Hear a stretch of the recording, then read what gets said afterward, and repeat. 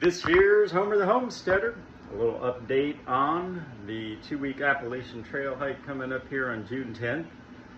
I ran across a problem in looking for what food I would be taking with me. As you know, food can be kind of heavy, so you usually want it freeze-dried or dehydrated.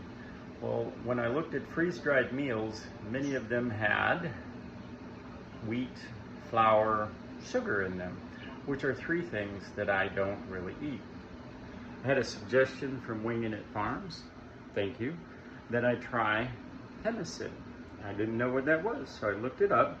In essence, it is meat traditionally made with bison or buffalo, elk, venison, but you can also make it with beef, which I'm going to do today. It's also got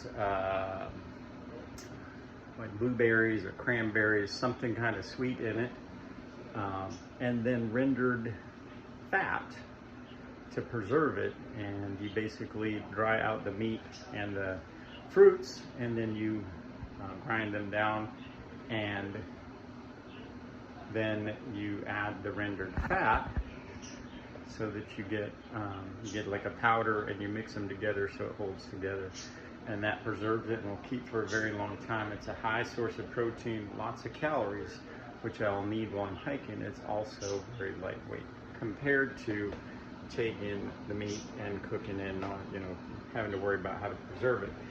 So I went to the store today because I couldn't go out hunting and foraging.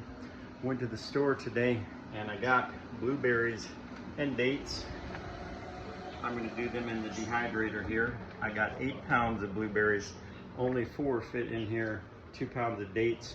I'm going to run these through the dehydrator. And I also got cherries, so I'm going to pit the cherries, 2 pounds of cherries. And I'll run those through with the second batch of blueberries, or I might put them on the smoker that I'm going to use. About 2 briskets. Now that's a little bit more meat than I think I'll need. But what I'm going to do is take the fat off both of them, and I'll render that fat out into lard and use that for my rendered fat. And I'll take the meat of one, I'm going to slice it thin and dry that out until it's completely dry and powdered. The other brisket, without the fat, we're going to make into a lean brisket.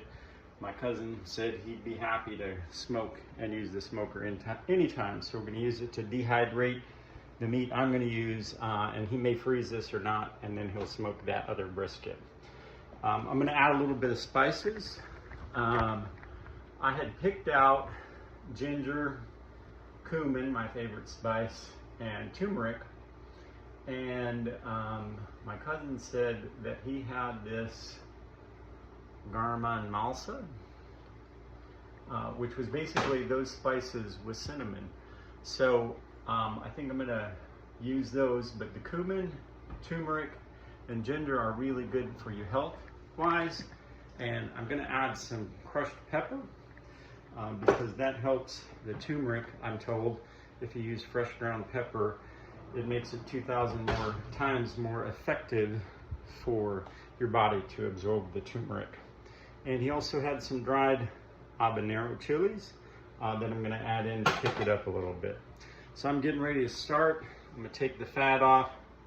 I'm going to make a mix of the spices here in this bowl. As I slice the pieces, I'm going to run them through there, put them on grates, and then I'm going to put the grates on the smoker so the meat doesn't fall through. I'm also going to try some of the cherries on the smoker and see how that works. So I'm getting started. I think it's pemmican. It's Pemmicin. So if you'd like to know more about that, I kind of briefly looked at the recipe. I don't follow them very close, so I hope this turns out all right because it's what I'm going to be eating on the trail. Just thought you'd like an update on the Appalachian Trail hike.